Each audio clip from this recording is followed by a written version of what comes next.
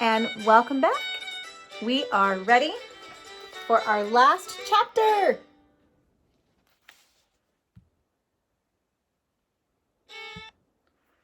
All right, chapter 18, Arrival at the Long Wharf.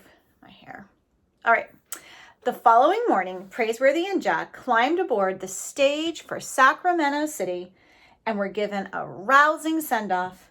Time was running out.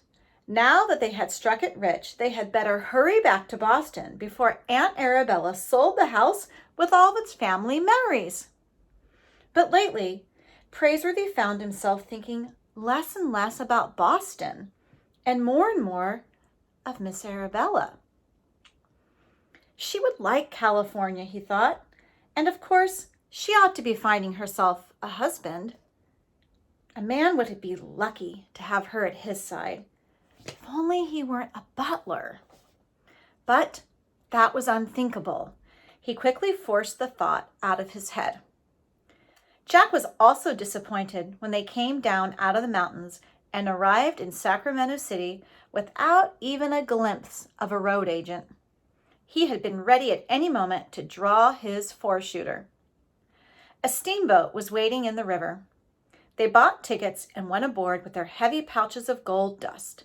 Sacramento City drifted away behind them, and in 14 hours, they would be in San Francisco. The captain, they learned, was trying to break his own speed record. 14 hours or less, he chuckled from the pilot house window. Gentlemen, hold on to your hats. The small sternwheeler went charging down the river, blasting its whistle at anything that got in its way, even floating logs. Kanaka sailors kept pitching cordwood into the furnace, and on deck the passengers amused themselves watching the needle rise on the steam gauge. So basically, they're using a steam engine. So remember how energy works, it needs a source. So the wood is the source. So they're putting wood into the engine, and then the steam that it's creating is creating energy to move forward. So the steam sort of builds up. As you put more and more wood in, you get more and more steam. And that can create a terrific amount of energy, but you have to be really careful that that energy doesn't explode. All right. Where were we? 45 pounds pressure and still rising. A miner from Poverty Hill chuckled. Why, we'll trim a full hour off the river record if we don't climb up a sandbar first. Another passenger shook his head. It seems to me we could use a little less steam and a little more caution. Praiseworthy and Jack were weighted down with treasure. They carried their pouches of gold dust securely tied to their belts, with their revolvers bristling in the sun. Praiseworthy lit a long 9 cigar, and they sat behind the jackstaff, watching every bend in the river approach. Fine-looking country, Praiseworthy would say from time to time. Fine-looking country, Jack would agree. He sensed how much his partner hated to leave this rough, untamed territory. No one in Boston would think of referring to Praiseworthy as bullwhip, and Aunt Arabella would put a stop to Jack's coffee drinking. But Boston was where they belonged. They were not the only miners aboard who were heading for home. They met passengers who had abandoned the diggings in disgust, as poor as when they had arrived. Some, standing for months in the chill streams, had picked up nothing but rheumatism. Still others, like Praiseworthy and Jack, had struck it rich, and their belts and pockets were heavy with gold pouches. The two partners slept in everything but their boots.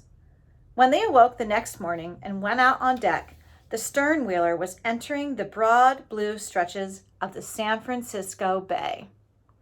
The masts of hundreds of ships could be seen in the distance, clustering around the port. We might get ourselves passage home today, said Jack. Might, said Praiseworthy. Every day counts. We've got to reach Boston before Miss Arabella does anything foolish.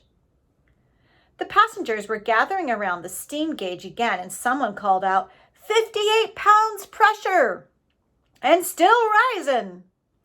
At that moment, with the Long Wharf less than a mile away, the boiler exploded with a roar, and the smokestack shot in the air like an arrow. The pilot house followed, with the captain still inside, shouting orders. The explosion lit up the day and blew a hole in the bottom of the ship. Passengers were pitched over the side as if shot from slingshots. Praiseworthy and Jack were among them, so the boat exploded and boo, right into the water. The next thing Jack knew, he was underwater, and the gold pouches, heavy as lead, were pulling him down. This reminds me of another book we read out loud where someone went into the water, into the ocean, and they were being weighted down. Remember Kurana? With all of her beloved possessions, and what did she have to do with them? She had to untie them and let them sink. Otherwise, they would have pulled her to the bottom. So let's see if the same thing's going to happen here.